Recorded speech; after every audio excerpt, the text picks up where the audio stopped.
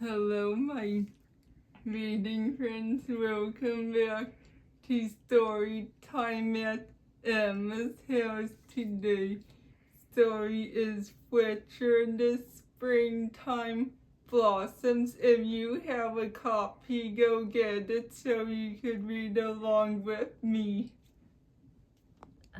Fletcher and the Springtime Blossoms by Julia Ross and illustrations by Tibbet.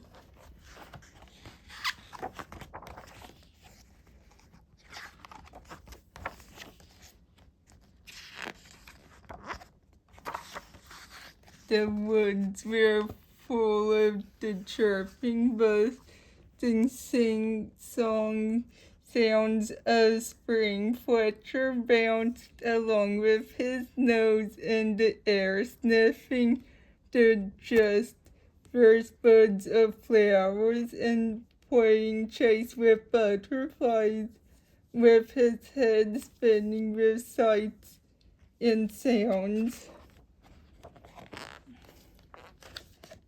He tumbled happily down the hill into the sunny orchard, but when he picked himself up from the ground, he couldn't believe his eyes. A soft breeze danced through the branches, carrying snowy flakes. Snows on so late in spring, thought Fletcher. It will be too cold for the buds and butterflies. There's no time to lose. Looking for someone to tell, he trotted back up the hill and past a pair of birds cooing on a branch. You have flown to our summer home too soon, Fletcher cried.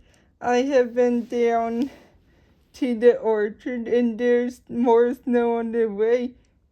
Then we should fly back south, they called, but first we must tell Porcupine he's just come out of his bed of leaves. He needs to snuggle back down or he'll freeze.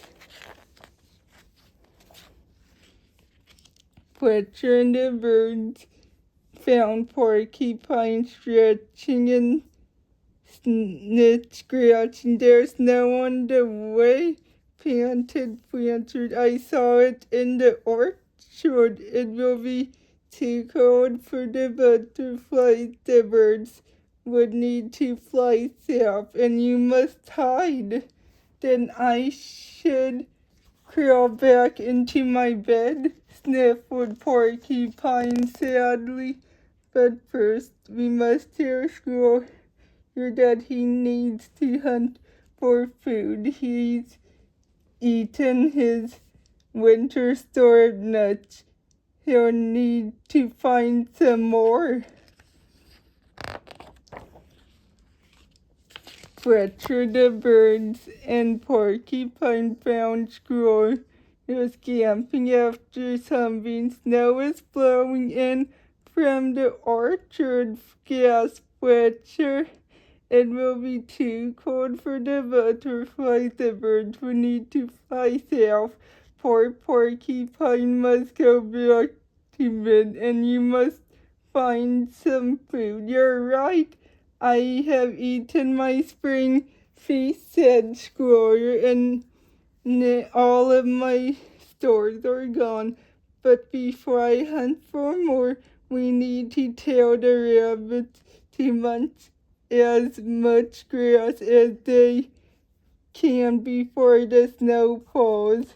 Fletcher the birds, Porcupine, and Squirrel had hurried off again. The rabbits were rolling down the hill next to their burrow. Stop whining, cried Fletcher. There's snow blowing in from the orchard. It will be too cold for the butterflies. the birds would need to fly south. Poor porcupine must go back to bed. Squirrel needs to find food, and you must need much more grass before we eat, said the rabbits, just gazing to their feet. Let's go and play in the snow. Soon the rabbits happily plop down the hill through the woods. They were chased by squirrel, porcupine, the birds, and a bound full of important fox on the way to the orchard where the ground was white with blossoms falling into the branches, blossoms blowing in the breeze, blossoms blanketing the ground and not a snowflake to be found.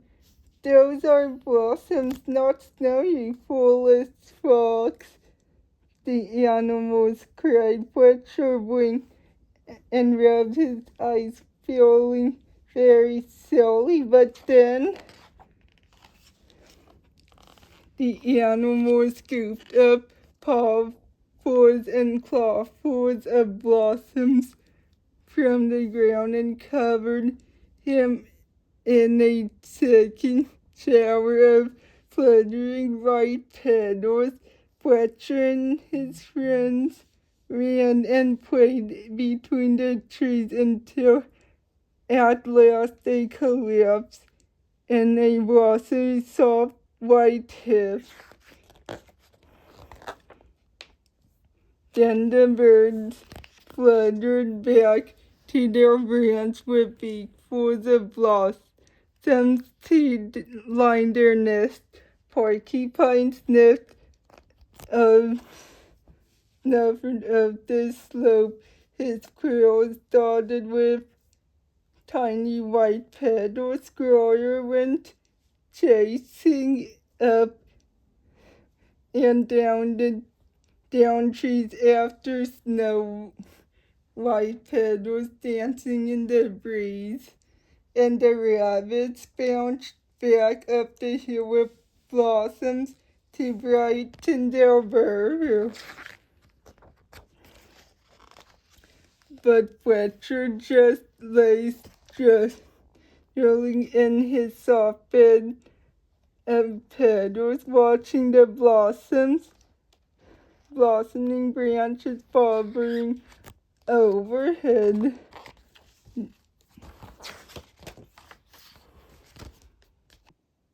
Fletcher thought that the blossoms were snow at first. Hey, everybody at home, here's a question for you. What would you do if you saw blossoms on the ground? Let me know in the comments below. Bye. See you next time for another story time at Emma's house.